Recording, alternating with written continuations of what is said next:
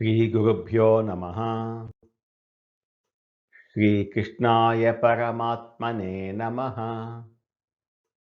భగవద్గీత రాజవిద్యా రాజగుహ్య యోగంలో ఈరోజు మనం 7, 8 శ్లోకాలను తెలుసుకుందాము. ఇంతకుముందు శ్లోకంలో శ్రీకృష్ణ పరమాత్మ భూతములు నాలోనూ లేవు, నేను భూతములను సృష్టిస్తాను భరిస్తాను కానీ వాటిలో ఉండను అని దీనిని ఒక ఆకాశము వాయువు అనే ఉపమానంతో విశదీకరించారు. 7వ శ్లోకం.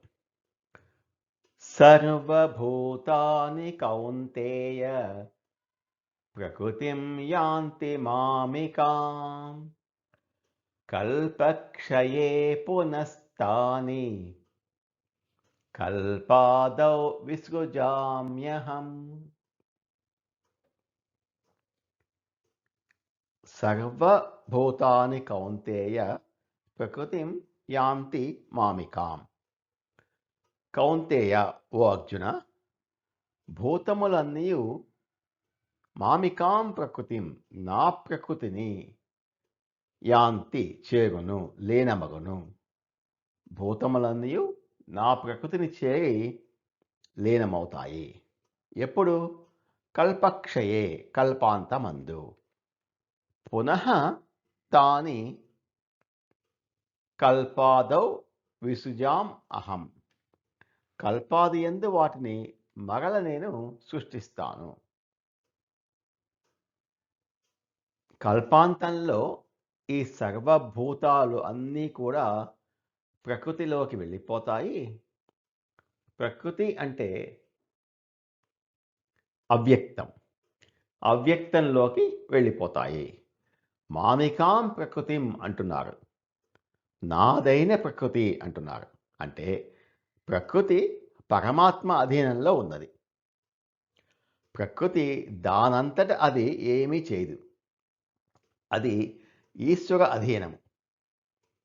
నా యొక్క ప్రకృతిలో కల్పాంతమందు భూతములు లీనమవుతాయి. మళ్ళీ వాటిని కల్పాది యందు నేను సృష్టిస్తాను.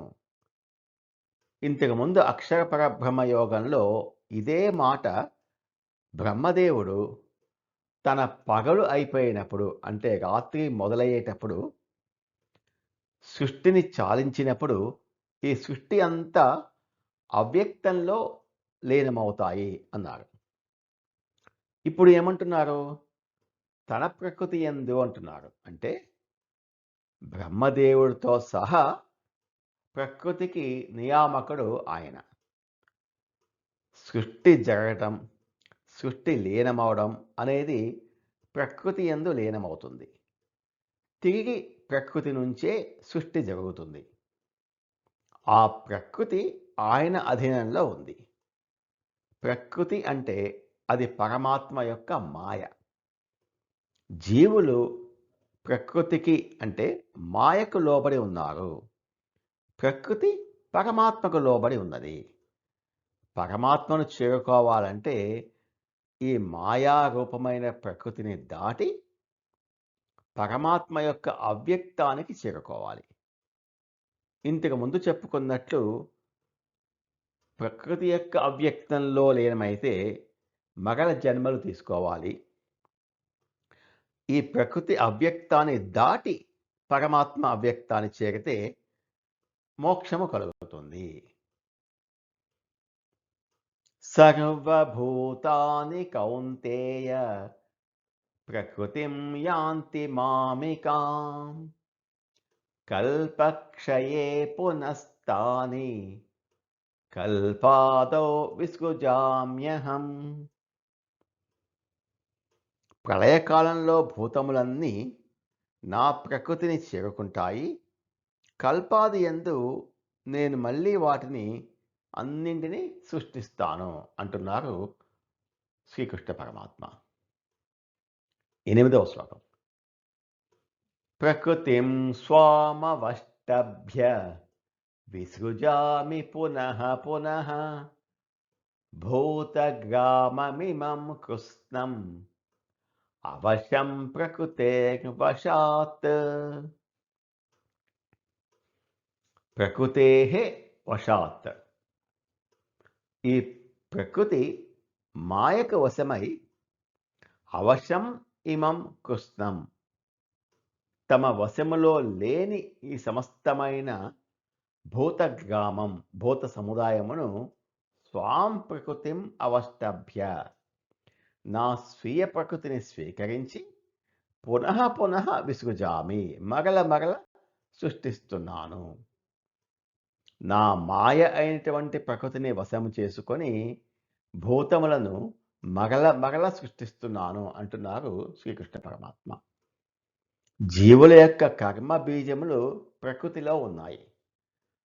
ఆ బీజములు ఈశ్వరుడి వల్ల చైతన్యం పొంది ఫల రూపంలో భూతములు కలుగుతున్నాయి.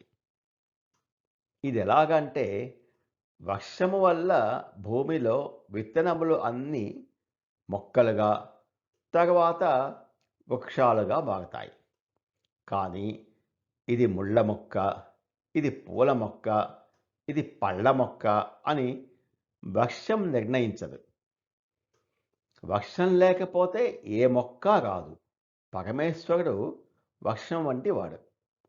ప్రకృతి భూమి వంటిది. జీవులు వృక్షములు వంటి వారు, మొక్కల వంటి వారు. వర్షం లేకపోతే భూమి వాటిని అంకురింప చేయలేదు, మొలకెత్తించలేదు. పరతంత్రమై ఉన్న జీవులు, అంటే తమ వశంలో లేని జీవులు, ప్రకృతి యొక్క వశం చేత జీవులు అవశంగా పనిచేస్తున్నాయి. ఇక్కడ ప్రకృతి అంటే నువ్వు చేసిన కర్మలు ఫలం ఇవ్వటం ప్రారంభించటాన్ని ప్రకృతి అంటారు. కర్మ బీజములను దాచుకున్న ప్రకృతి నుండి ఆ బీజములు బయటికి వస్తున్నాయి.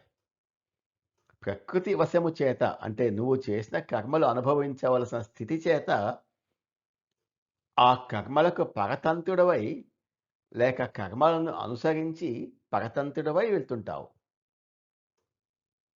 మన చేతలు ప్రకృతి చేతిలో ఉంటాయి, అంటే నువ్వు చేసిన కర్మలే.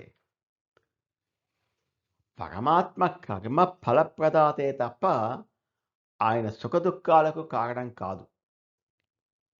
ప్రకృతిని చూస్తూ దాని వశంలో వెళ్లకుండా అవశంగా వెళ్ళిపోతున్నప్పుడు నీకు నువ్వు నియంత్రించుకొని శ్రద్ధతో, సాధనతో పరమాత్మ వైపు చూడగలిగితే ప్రకృతిని, నిన్ను కూడా కర్మ కొద్దీ నడిపిస్తున్న భగవానుడిని పట్టుకుంటే ఆయన వీటికి అతీతుడు కాబట్టి నువ్వు కూడా ప్రకృతి వశంలో పోకుండా నియంత్రించుకోగలుగుతావు అంటున్నారు శ్రీకృష్ణ పరమాత్మ.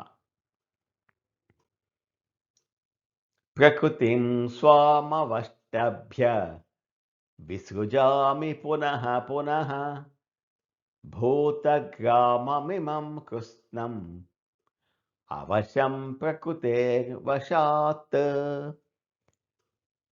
స్వీయ ప్రకృతిని నేను వశీకరించుకొని తమ స్వభావానికి లోనై అవశమైన ఈ సమస్త భూత సముదాయాన్ని మళ్ళీ మళ్ళీ పుట్టిస్తున్నాను అని అంటున్నారు శ్రీకృష్ణ పరమాత్మ.